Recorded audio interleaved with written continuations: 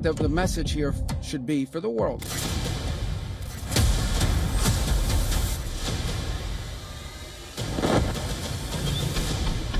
The President of the United States is not a game player, but don't play games.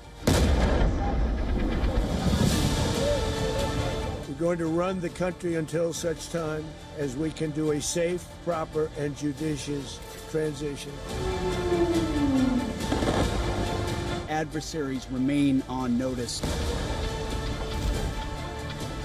It involved more than 150 aircraft launching across the Western Hemisphere.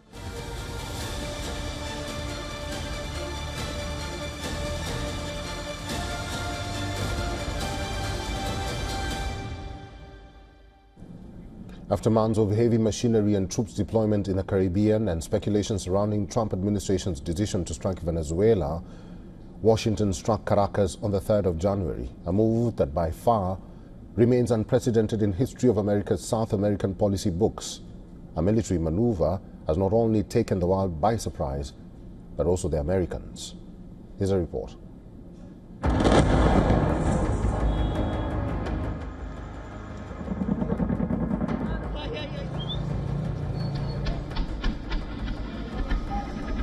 On the last day of 2025, Washington's elite army commandos were on standby in the Caribbean region, waiting for the perfect opportunity and the precise moment to storm an armored safe house in Caracas to capture Venezuelan President Nicolás Maduro and his wife. Last Friday, the US President gave a go-ahead, and under the cover of darkness, the highly trained Delta Force arrived by helicopter and descended into the compound where Maduro, clad in a grey sweatsuit, and his wife Celia Flores were residing. The chairman of the Joint Chiefs of Staff, General Dan Kane, confirmed the move, speaking about Washington's absolute resolve.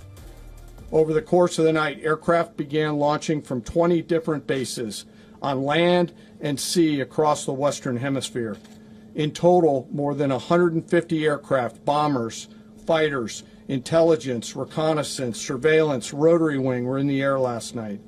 Thousands and thousands of hours of experience were airborne. Our youngest crew member was 20, and our oldest crew member was 49, and there's simply no match for American military might. However, Operation Absolute Resolve began much earlier. It began in August, when a clandestine team of CIA officers slipped into Venezuela with a plan to collect information on Nicolás Maduro. With the US Embassy being shut in Venezuela, it was highly risky terrain for CIA operatives to be in the country. General Dan Kane said that US intelligence reportedly tracked every single move, from where Maduro ate to where he moved around, his pets, and his family. After months of work by our intelligence teammates to find Maduro and understand how he moved, where he lived, where he traveled, what he ate, what he wore, what were his pets, in early December, our force was set pending a series of aligned events. This information was crucial to the Delta Force and probably one of the most dangerous operations since members of the Navy's SEAL Team 6 killed Osama bin Laden in a safe house in Pakistan in 2011. To prepare its flawless execution, the Delta Force commandos reportedly rehearsed the extraction inside a full-scale model of Maduro's compound that the Joint Special Operations Command had built in Kentucky. In a bid to pin down Maduro's exact location, the US made other moves intended to pile pressure on Maduro.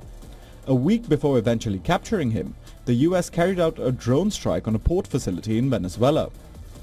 The operation began around 4:30 p.m. local time on Friday. In Venezuela, US cyber operations cut power to large swathes of Caracas, shrouding the city in darkness. By early Saturday morning, explosions boomed across the country, with more than 150 military aircraft, including drones, fighter planes and bombers, participating in the mission. Not a single American service member was harmed. US President Donald Trump himself said that once the Special Operations Forces made it through the compound to Maduro's room, the Venezuelan leader and his wife tried to escape into a steel-reinforced room, but was stopped by the American forces. All Venezuelan military capacities were rendered powerless as the men and women of our military, working with U.S. law enforcement, successfully captured Maduro in the dead of night. It was dark. The lights of Caracas were largely turned off due to a certain expertise that we have. Trump says that Washington was even prepared for a second wave of attacks, but it remains confident that the need won't arise. Bureau Report, WION, World is One.